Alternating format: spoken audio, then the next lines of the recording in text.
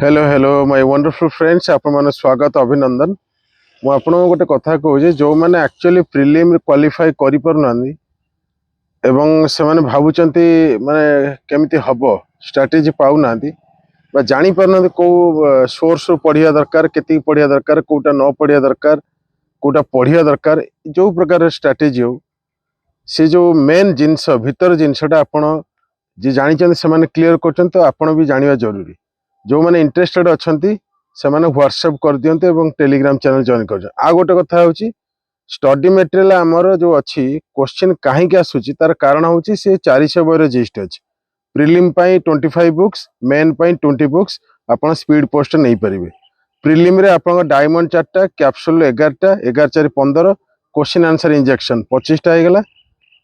injection 10टा अच्छी एवं main पाई booster होची 10टा एवं मेडिसिन जो मेन क्वेश्चन आंसर सेटा होची आपनकर 10टा